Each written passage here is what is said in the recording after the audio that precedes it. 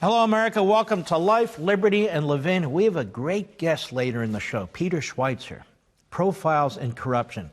He has the book on the Bidens, 5 of them, Elizabeth Warren, Bernie Sanders, and we're really going to want to dig into this. But before we do, I feel compelled to address what's been going on the floor of the United States Senate.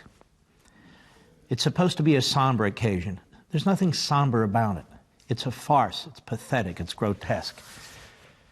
The senators have a job to uphold the Constitution of the United States and to protect it, not from a law-abiding president, but from a lawless majority in the House of Representatives, the Democrats.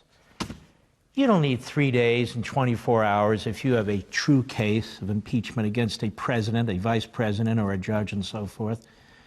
They're all over the map. They got their graphs and their video clips and their repetition and their emotion, and they're attacking the president and they're attacking the senators. They're undermining judicial review in the courts.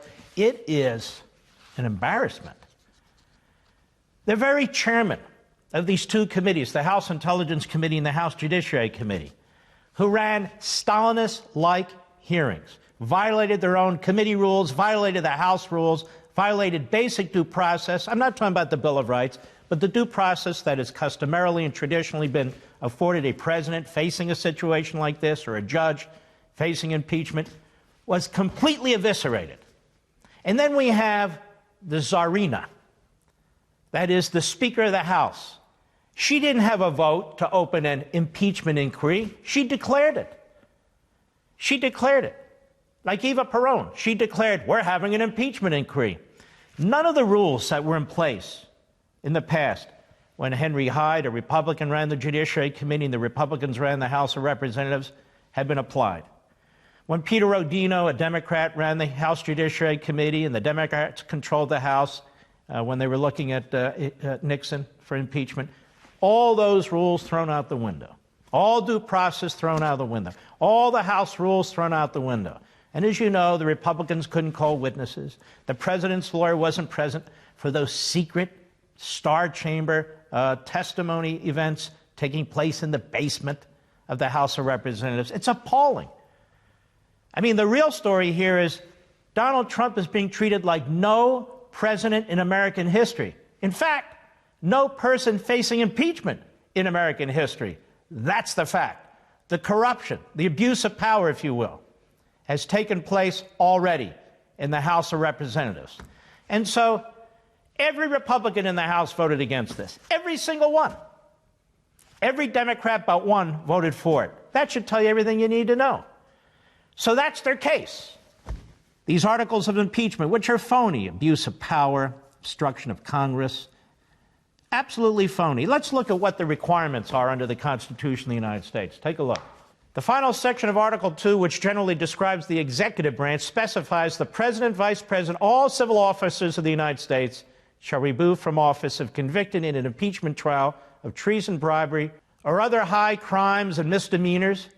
2 clauses in Article 1 lay out the role of the House of Representatives and the Senate in impeachments and in trials of impeachment. In practice, impeachments by the House have been rare, and convictions after a trial by the Senate even less common. 2 presidents, 1 senator, 1 cabinet officer, and 15 judges have been impeached. And of those, only 8 judges have been convicted and removed from office.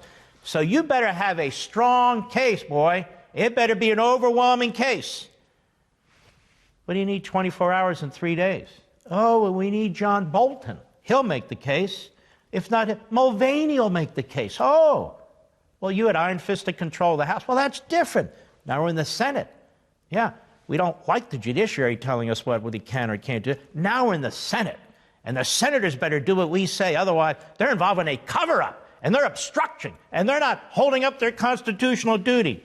Well, I'll tell you what they have. They have Zippo, nothing. I have right here the telephone call that we go back to, the transcript of the President of the United States, July 25, 2019, with the President of Ukraine. Tell me, where in here is there treason, bribery, or other high crimes and misdemeanors? There aren't any. There are none. 0, which is why they almost never refer to it. Now, what about regular crimes that are out there? which of course you don't have to have for an impeachment, but it would be nice if they had something. What did the president do? Did he say, look, President of Ukraine, I want you to get me dirt on the Bidens? He never said that. Or I'm going to withhold military aid. Never came up. Or I want you to announce you're going to do an investigation. That's not what he said. He said none of those things. So they have to spend 24 hours and 3 days putting words in the president's mouth that he never spoke, putting words in the mouths of other people. Now, they did have some witnesses over there in the House Intelligence Committee, the House Judiciary Committee. Not really. A couple law professors, a couple lawyers who'd served on the House Intelligence Committee. That was the extent of their investigation. But let's take a look. Let's look at what the individuals who Adam Schiff and Nancy Pelosi and the Democrats, by the way, almost all of whom are hearsay witnesses, first-hand witnesses to nothing, but what did they have to say about impeachment and high crimes and all the rest of it? Take a look. Go. Either of you ever have any evidence of quid pro quo? Mr. Morrison. No, ma'am. Ambassador Volker. I did not. Any evidence of bribery? No, ma'am. No, ma'am. Not that I can recall. No, they did not. He said, I want nothing. I want no quid pro quo. You testified that you had no direct knowledge of any nefarious motivations to withhold aid to Ukraine, correct? Correct. And to your knowledge, you testified that there were no strings attached to the aid, correct? That's page 184 of your deposition. Yeah, no such knowledge. In this impeachment hearing today, where we impeach presidents for treason or bribery or other high crimes, where is the impeachable offense in that call? Are either of you here today to assert there was an impeachable offense in that call? Shout it out. Anyone? Do you have any information regarding the President of the United States accepting any bribes? No. Do you have any information regarding any criminal activity that the President of the United States has been involved with at all? No. That was 1 minute, 10 seconds. Now, you won't see any of that video, not on the Democrat side. House managers didn't play. That was 1 minute and 10 seconds. I don't need 24 hours. I don't need 3 days. Case closed. Case closed. What are these other witnesses going to tell them? Now, the president of Ukraine says, I wasn't pressured. We heard on and on and on. They're droning on. There was a pressure campaign, ladies and gentlemen. The CIA sitting on documents. The NSA sitting on... We had all these documents we can't get our hands on. Where's the document, the smoking gun document that the president committed an impeachable offense? Where is it? It doesn't exist. Where's the killer witness? The killer witness, the first-hand witness in the House of Representatives. He or she doesn't exist. They don't exist. There's nothing. That's why it takes 24 hours and 3 days to keep cobbling things together like good demagogues and propagandists. But let's be honest, folks. What's really going on here? We were told about this November 17, 2016. In the New York Times, Trump's foreign business ties may violate the Constitution, the Emoluments Clause. President Donald Trump's business dealings have raised concerns about ethical considerations. And they go on about how that may impact his ability to serve as president. December 15, 2016, Vanity Fair. Democrats are paving the way to impeach Donald Trump. To impeach Donald Trump. I mean, Donald Trump announced for president on June 16, 2015. They're already impeaching him. That was Vanity Fair.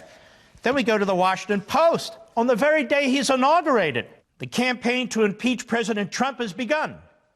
That's why they need 24 hours and 3 days.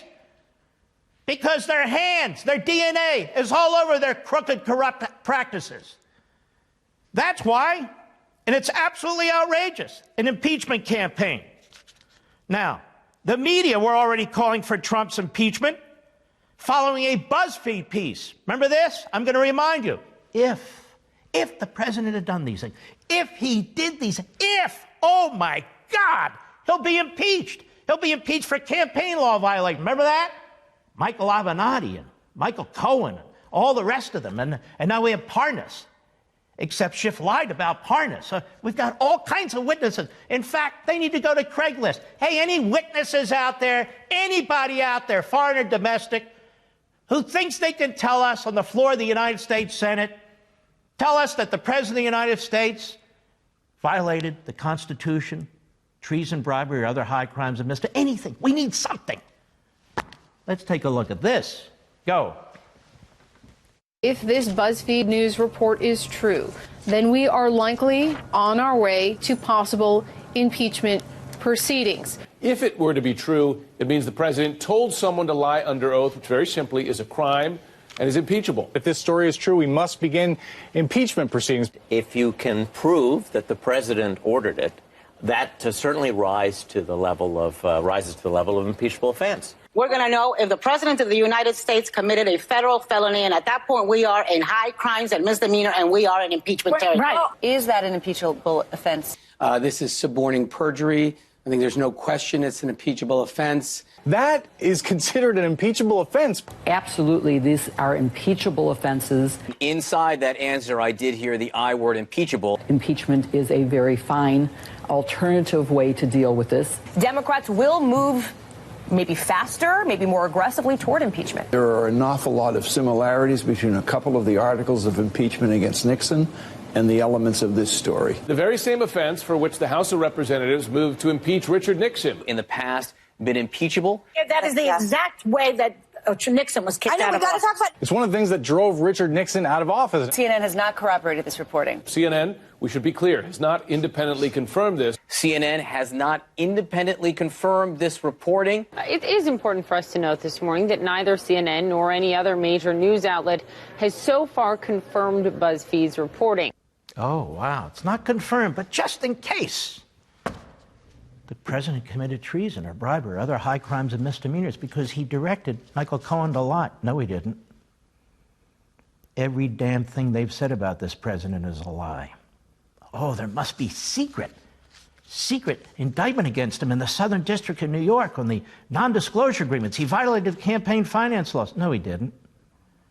No, he didn't. Oh, the Russia collusion stuff. Here it is. I got it right here. Right here. $40 million. Hundreds of witnesses.